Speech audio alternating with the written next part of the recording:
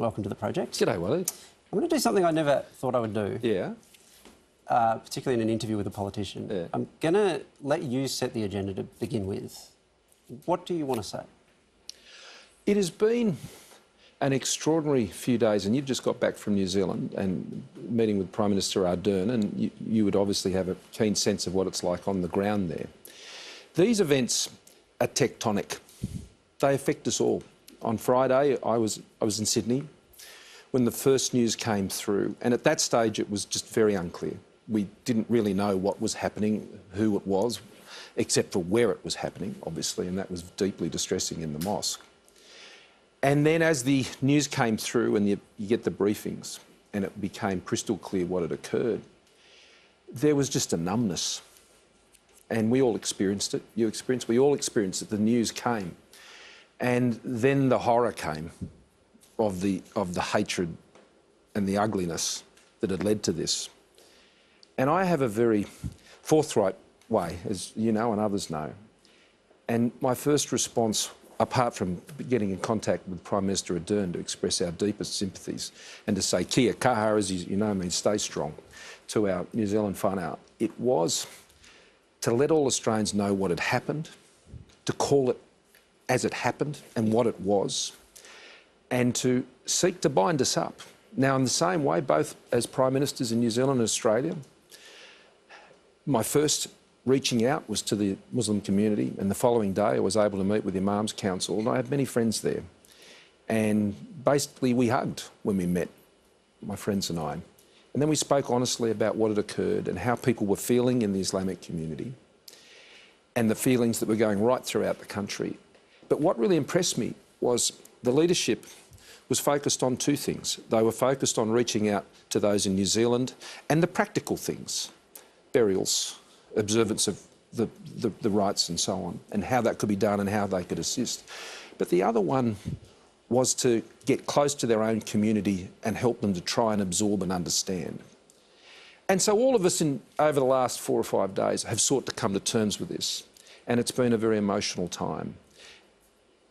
And it's reminded us, I think, of the fragility of life and how quickly hate and violence can take the most important things from us. So as I said on that first Friday night to Australians, just hug each other tonight. And I think we need to keep hugging each other. It's an attack that has kind of, I was going to say reset, but it's at least caused pause.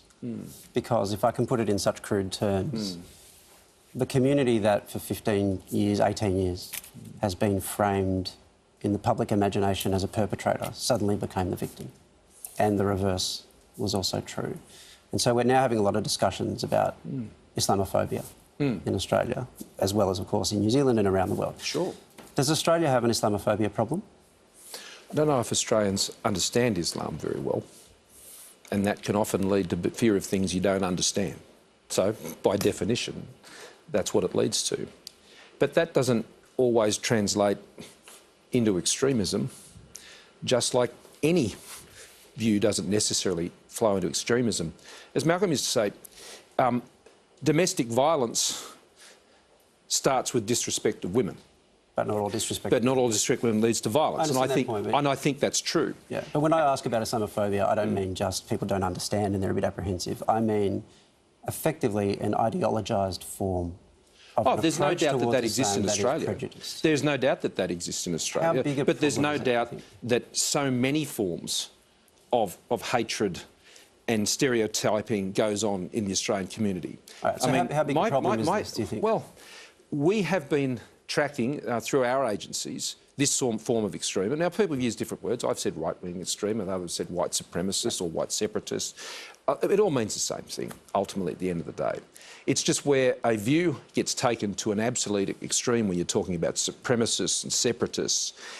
Any community can take itself to a point with some where they engage in a form of fundamentalism extreme, which is a danger to innocence. Now, this is true in the Christian community. It's true in the Hindu community.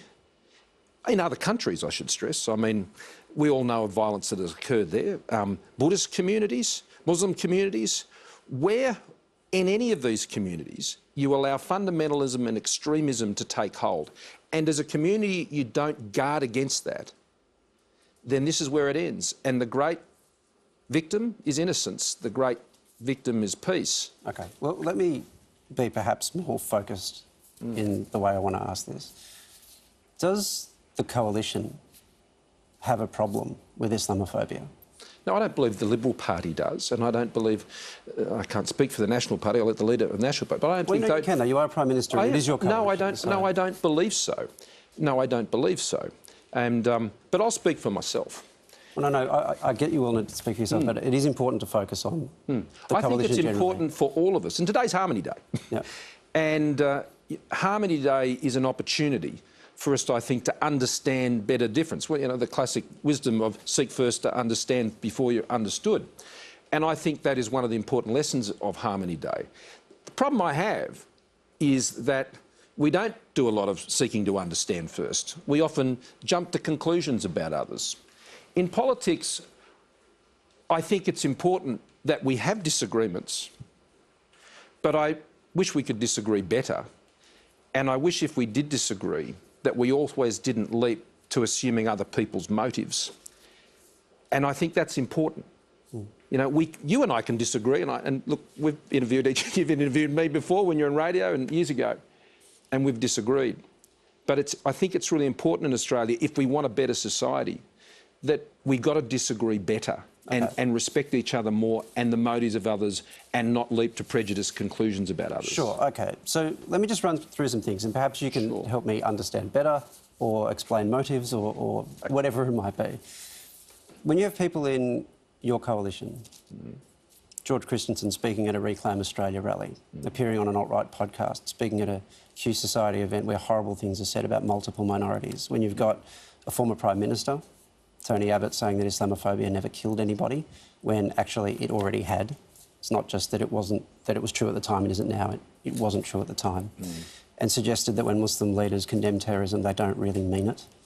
When you have Peter Dutton suggesting that Lebanese immigration in the 70s was a mistake, or that mistakes were made around it.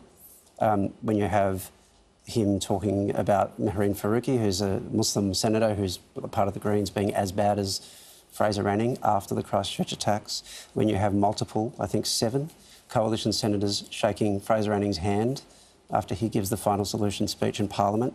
And when you have reports in a newspaper like The Australian that it got to the point that the head of ASIO, Duncan Lewis, contacted members of the Liberal Party and of the coalition to warn them about the way they were talking about Islam.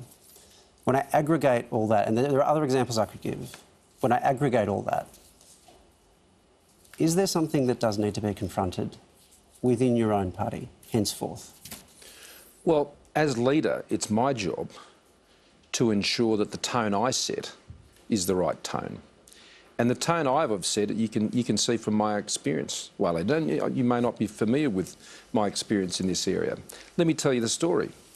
When I came into the Parliament in 2007, in the seat of Cook in the southern part of Sydney, that was not that long after the riots that were there and the revenge attacks that took place soon after. So I know what it looks like in a community when things turn very bad and the cycle of violence is allowed to perpetuate. My predecessor, Bruce Baird, responded to this, working with a wonderful bloke who's become a dear friend of mine, Jamal Rifi, and brought the communities together by taking a whole group of young Muslim people in southwestern Sydney, and they trained to be lifesavers, particularly at the North Cronulla Surf Club. Now, when I came into Parliament, we wanted to keep this program of bringing those two parts of Sydney together. And Jason Clare, today a good friend of mine, a Labor member for that part of the city, we decided to take young people from both of our communities and walk the Kokoda track together to help us understand, and particularly our younger people, these two different types of cultures, or what I described as very different Australian experiences. Now, since that, Jason and I did it 2 more times. We walked the Sandakan Death March together with a similar group, an included Indigenous group actually from Rob Oakeshott's electorate at the time. We did the same thing in the Black Cat Track in 2013 and had some great young Muslim women there, some of whom were working for the AFP. And again in 2015, I wasn't able to go on that one, but helped organise the one we took to Gallipoli. Now, over that period of time, it has been my work in Parliament to try and build these communities together, not apart. Now, that's my form, Walid. And my form is to take that experience into my own party as leader. But is that happening? And especially when, with that track record, I'm trying to draw you on whether or not that track record's a problem. And Well, the best way for me to address any problem is to lead by my own example. Okay, sure. But And I've just is set that out track what that record a example. problem in the first place? Well, there are a number of cases there you've talked about where, I've made comments on those at the time. I think there are other few ones on there that I'm not sure you're representing in the right light. Sure, okay. I'll give you a good example. The comments you've referred to in relation to Peter, when he talked about the immigration period in the 1980s. Now, that was a humanitarian intake where there weren't the normal assessments that would be done now. And, there were things that were done at that time which the Immigration Department would tell you today that they would have done them differently if they'd had the lessons of that period Only of time. in relation to the Lebanese community? No, they learned lessons from all sorts of areas of intake. So why single out the Lebanese community in that context? Well, all I'm simply saying, Waleed, is that what Peter was explaining were some lessons that were learnt during a period of what was a fairly tumultuous time in the world. But he singled out the Lebanese community. If your question to me, Waleed, is this, which I believe it is do I think that every single statement by any single member of the Liberal Party has always been consistent? That's not my question. Well, maybe you want to rephrase it. No, I'll just re-ask it. Does your party and your coalition have a problem of Islamophobia, given that track record of behaviour? Well, I already said to you before that, no, I don't think the party has a problem. I don't think the Liberal Party as a total group has that problem. No, I don't. And I don't think the National Party does either. I mean, our party is made up of a lot of individuals. And in our parties, individuals have a lot more freedom to say what they think than a lot of other parties. And it is not for the party to answer for every single member on every single occasion. What about, though, if they are speaking at a Reclaim Australia rally? I didn't support that at the time. Yeah, but it's a problem, isn't it? He was a backbencher and remains a backbencher in the government. And an endorsed candidate, I assume, in by the the LNP. But again, if we want to get bogged down in this, or do we want to move to how we actually make things better? In terms of the individuals, I talk to all of my members. And as I say, I try and lead by example. And my example has been to work with the Muslim community very, very deeply. One of the hardest things I ever did as a politician, it was when Jamal rang me. There was a family, the Elba family. I don't know, you remember the story about the four brothers? Jamal rang me when I was Immigration Minister and said, these four boys have left. We think they've gone to the Middle East to fight for ISIS. And he said, is there anything you can do to try and prevent them from getting there?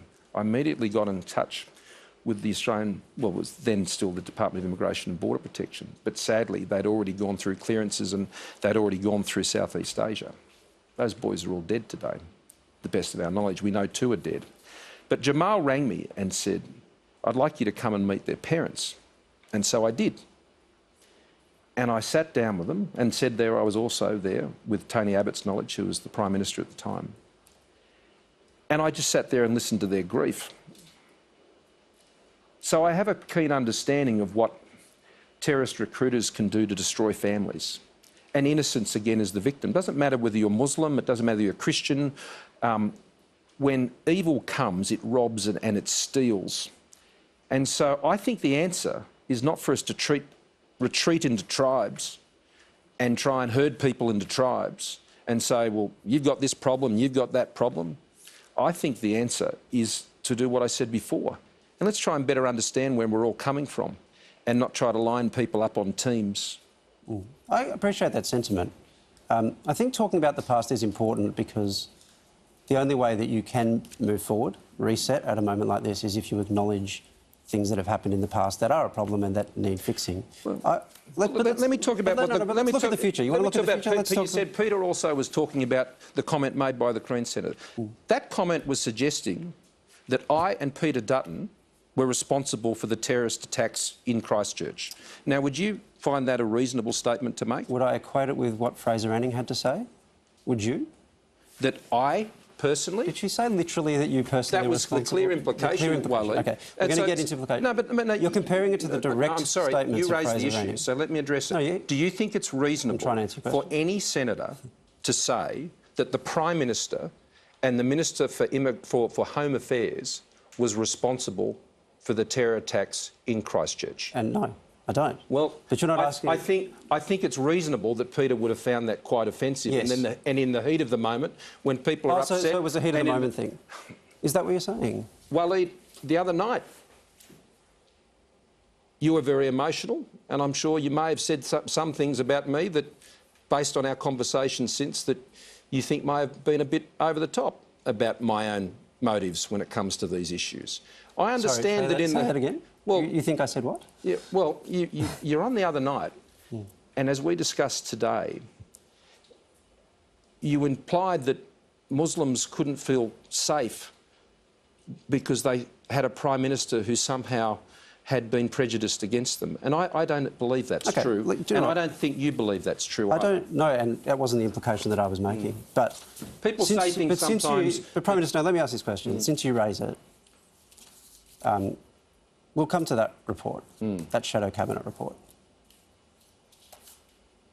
You say that this never happened. You've called it a smear and a lie. Who's lying? Well, I can only say anyone who may have talked to a journalist to smear me in that way. Okay. Because there's been a number of members who were at that meeting who have gone on the record to support the fact that that did not happen. Well, there were some members who went on the record, some of whom weren't at the meeting. There are other members who've been... Philip Ruddock was there, and he said it didn't happen. No, my understanding... Tony Abbott was there, and he said it didn't happen. David Johnson was there, and he said it didn't happen. Prime Minister, I was there, and I say it didn't happen. With respect, Philip Ruddock didn't say it didn't happen. He said he couldn't recall. I've looked high and low. No, but it's an important difference, isn't it? Well, you talk about people who have been on the record. Well, there is at least one of those people on the record saying that it did happen, that being Andrew Robb. You have multiple journalists reporting from multiple sources. I have to stop you there. You can get to that point in a second. You have multiple journalists said that Andrew Robb said something that he didn't. I've read it with my own eyes today. No, what Andrew... I'll let you finish. I apologise. You have multiple reporters reporting from multiple sources that it happened, and you have one on the record saying the same. No, that's not true, Waleed. That is not true. What is suggested is that I said that we should exploit concerns about Islam in the community to our political advantage. Exploit, I think, is your word. Let me ask it this way. And Andrew Robb... Let me ask it this way. What did you say? Do you mind if I finish the... What did you say? I'm sorry. No, Andrew Robb did not say that I did that. No, Andrew Robb said that you raised the issue. Yeah, and I was the Shadow Immigration Minister at the time, and I was very concerned about these issues and the way people were feeling in the community. So when you raised those issues in that meeting, what did you say about them? Well, I was concerned that we needed to address them, which is what I've been doing inside and outside of the Parliament for the last 10 years of my life. Address those concerns? Yes, to lower them. So what your argument was in that Shadow Cabinet meeting was... Yeah, I was acknowledging that there were these fears in the community and that we had to address them, not exploit them, actually seek to try and address them. So the reports then of other people in the Shadow Cabinet concluding that discussion by saying we have a non-discriminatory immigration policy and that's the way that it should stay. Yeah, that has always been my view. Right. But that... I have championed that view as a minister, as a member of Parliament for my entire public life. Why would that need to be said, though, if the discussion in the meeting was about how can we dampen down community concerns about Muslims? Because I think we have responsibilities, as you were just asking me to do, that where we are concerned that people would have fears about these things, that we would seek to alleviate those fears. And this was a meeting about campaign strategy, and you were saying... No, this was just a Shadow Cabinet meeting. OK, and so at the end of that... Talking about policy. At the end of that conversation, somebody had to say, it was reported as Julie Bishop, who I understand was chairing that meeting, said, we're drawing a line under this because we have a non-discriminatory immigration policy. Yes, that's my view, and that was my view. But it's always been my view. I still don't understand why she would need to say that if that wasn't a matter of controversy within the meeting. No, what I'm saying is that I was concerned about those fears in the community and that it's always been my practice, as I've demonstrated to you, outside the Parliament and inside the Parliament, to seek to address those. Why else do you think I would have been working like I have, as I explained to you before?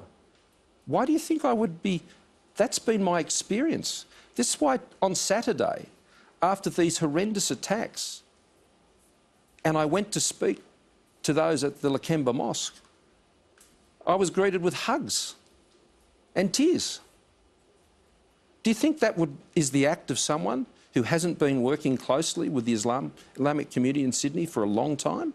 I'm not accusing you of not having ever worked with the Muslim community in Sydney or even not having done it for a long time. Well, can't you see that what you're suggesting is at complete odds Prime Minister, I'm not, with the experience Prime Minister, I'm not that I have been involved with over my last 10 years of public life? Doesn't it sound odd that that report would Prime Minister, jar I'm with asking that? you a question about a report that is sourced from multiple people, that was reported by multiple journalists, by which all those journalists stand. Two unnamed sources who have never gone public. Well, one of them has. And I've asked you... we've had this discussion already. No, Andrew Watt was not one of those sources. Prime Minister, I've asked you to explain it. And I have. You've provided your explanation. Fine. People will just draw their own conclusions on that. I have no problem with that. Can I come... But, well, let me just say it for I've the got to record. ask you this question because you wanted to look forward and you wanted to talk about the tone... I want to rule a line onto this issue. It never happened. I've always been deeply concerned about attitudes towards people of Muslim faith in our community.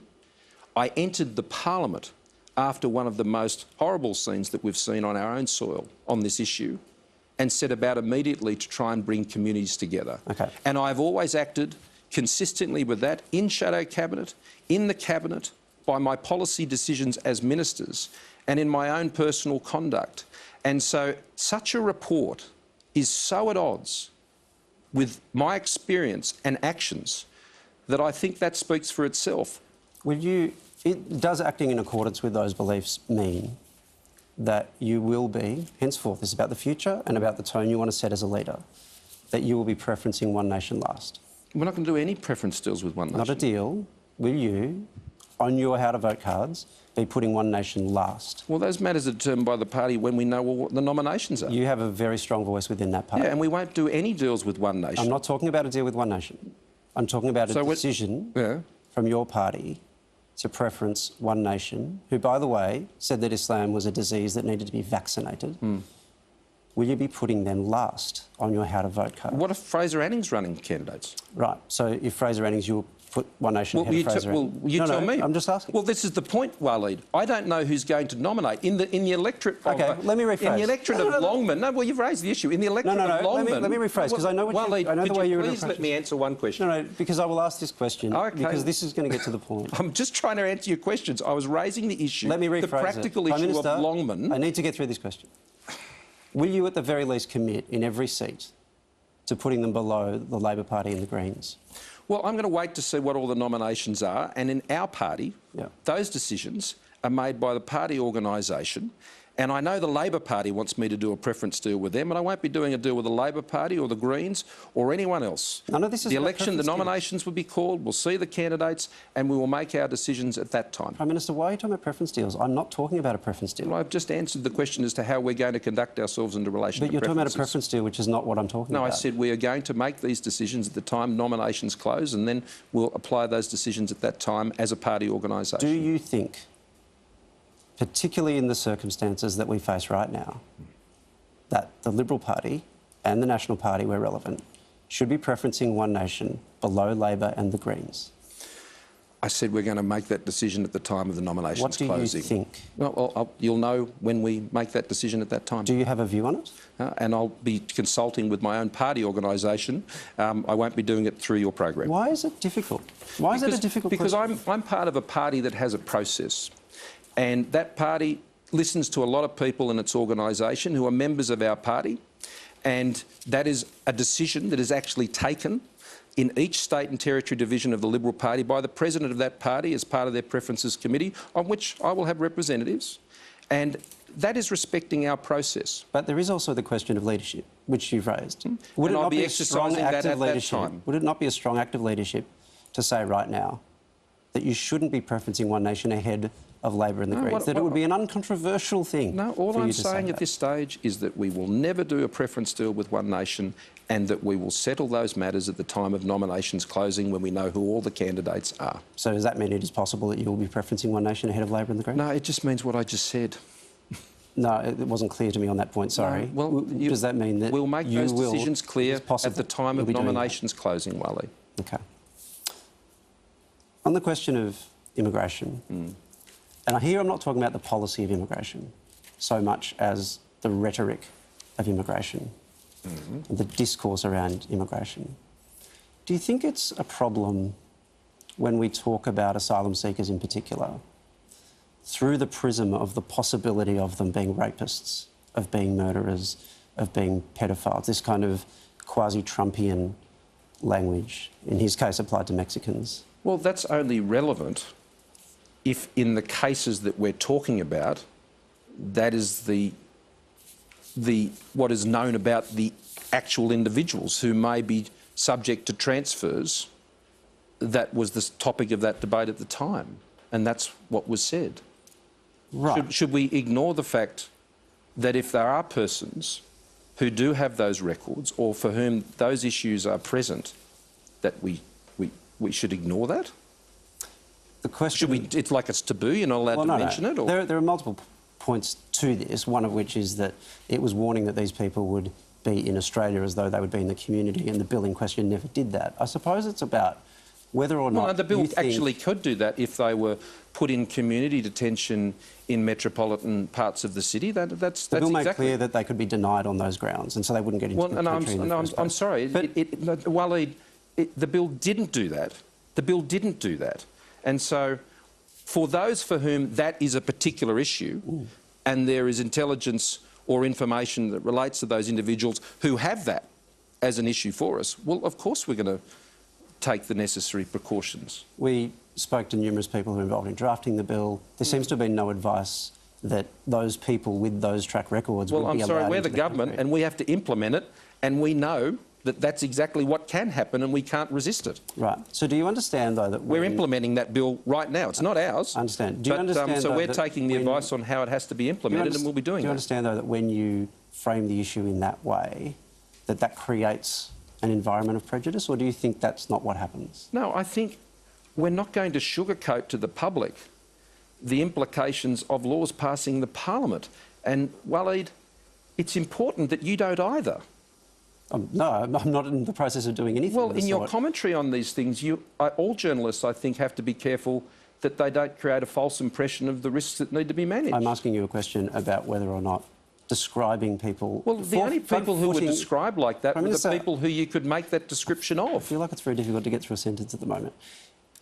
The question really is about whether or not front-footing that description of these people, when there are so few of them in that category, and the categories that we were being warned about ended up being so vanishingly small once further questioning was applied to them, well, that creates... We're talking about that creates a number. Prejudice. No, Waleed, you've got to be honest with people.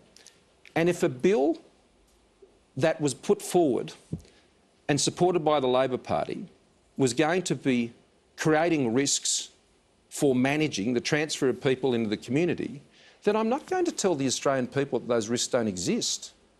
I'm not going to sugarcoat it. There are real risks. There are very real risks. I mean, people used to accuse me of this when I was talking about what we needed to do to actually get our borders under control. And they used to accuse me of all sorts of motives. But I was right. And how many people It needed to be stopped. My last advice of all of those of whom there were some serious concerns on character issues, I think it was over about 50. No, 50 murderers, rapists and pedophiles. Not only those, but all people who had character assessments. How many murderers, rapists and pedophiles are we talking about? They were actually all published.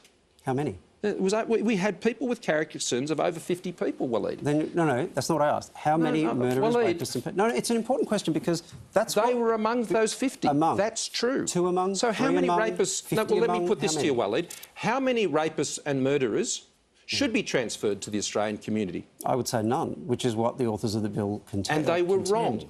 And they were wrong, Waleed. But let me ask you the question, because if you say... There only needs to be one, Waleed. That's my answer. And if the minister there only needs to be one. If the minister has a discretion to stop that person... But they don't. They do. They do not, Waleed. OK. I'm sorry. I'm the Prime Minister. I'm responsible for implementing it, and I have the full availability of the Attorney-General, the Attorney-General's Department, the Department of Home Affairs, and their advice to me is no, we don't have that power. Okay. So I don't know whose advice you're relying on, but I'm sorry, you don't know. So because of that one person, is it one, by the way? No, it's more than one. Okay. It's well over that. Okay, can you give me that number? I'm actually interested to know it. Well, I've already told you, there's almost 60 actually who are identified of having serious character concerns that in other circumstances we would never allow to be transferred to Australia. So that's enough for... That's not the question I've asked. No, well, I've asked you the same question. You're saying no rapists. Murderers, rapists or pedophiles. Yeah, they exist. How many? And they are there. How many of those 60? And those crimes have been committed actually in Papua New Guinea. How many of those 60? There are a number. I know there's a number. I don't What's have the the number to hand, but this is getting into a semantic discussion. What I'm saying to you, Waleed, is this, though. Yeah. Don't sugarcoat this stuff. It doesn't excuse it. I have no interest in sugarcoating. Well, I'm afraid, mate, sometimes yes? you could be accused of that. Oh, is that what you're doing now? Well, you're saying that there was no risk, Waleed. I'm asking you... And there was risk. And you say it didn't exist because the bill didn't allow for it. And I'm telling you that's wrong. I'm saying... And so I'm saying the bill protected against that risk, and I'm not honest with the Australian with people about the risk. Let me ask you one final area here. What needs to happen now, communally, and from the government? What does the government need to do? What leadership does the government need to show to lower the social temperature in Australia, do you think? You mean particularly after Friday? Yeah. Well, exactly what I did do. First step, call this out for what it was. Next step, go and sit down with Muslim brothers and sisters that I know and express my deepest and sincerest condolences and talk about the issues we needed to manage straight away. On Sunday, I went to the Coptic Church in Arncliffe in Sydney, a community no stranger to shootings in churches, who understands, probably more than most, how deeply these things can affect communities. And went there and spoke there, prayed there with my family. On Monday, I went to the Australian-Israel Chamber of Commerce here in Melbourne, and I gave a speech which talked about the need for Australians to see each other as individuals, not herded into particular groups. That we could actually respect each other and the motives that sit behind each and every individual and not make assumptions about people based on what other people have said, and that we needed to disagree better, not necessarily agree more, and that we didn't allow conflict in debate to become a sport and an entertainment, but that we're able to get behind that and actually have real community building initiatives, which are exactly the type of initiatives I announced on Wednesday of this week. So I fully... Initiatives like Together for Humanity, which we put $2.5 million, initiatives like the one we announced today with Basher Hurley down there at Richmond at Punt Road. These types of programs which I have been supporting and my government has been funding for years now. That's what we need to do. So I fully expect that when someone, one of your political opponents, behaves in a way that is contrary to the spirit of that you will censure them. I fully expect that. Do you think you will do it when it comes from within your own set of political allies? Well, I have. So again, Waleed, look to the experience that I have laid out for you tonight. And don't prejudge me. I'm not prejudging, I'm asking you the question. Well, will you henceforth... that's my form, Waleed. The next time... I'm happy to call out people, as others have sought to call me out on things. I'm not shy about doing these sorts of things. I'm not shy about doing these sorts of things because I know what my values are and I know what I have done in my life to try and build these bridges between communities. When I became Prime Minister, I said I want to do three things. I wanted to keep the economy strong because if you don't have a job, you don't have a lot of choices. If the economy is not strong, you can't pay for services like hospitals and schools. I said I want to keep Australians safe. And that wasn't just about strong borders and our defence forces. It was about the biggest ever plan for countering domestic violence in Australia's history at $328 million, which we announced just the other week. And I said I wanted to bring Australians together. Now, I have form on all three things, Waleed. And on bringing Australians together, I think you'll find it hard to find another member of Parliament who has not made at least the same effort that I have to build these bridges between these communities. Prime And I Minister, will continue to do that as Prime Minister each and every day because, you know, we've got to love all Australians. Doesn't matter what their background is, doesn't matter what their religion is, doesn't matter what their ethnicity is. We are the most successful multicultural country in the earth, the best immigration nation of any country in the earth. And that's my responsibility to make sure it stays that way, and that's my absolute commitment. Prime Minister, I wish you all the best with that endeavour. Well, I look forward to your support and help me doing it. Well, we'll certainly be watching and supporting, absolutely. Thanks very much. Where that does happen. Thank you Cheers. very much. Time. Ta. Don't go anywhere. Project will be right back after the break.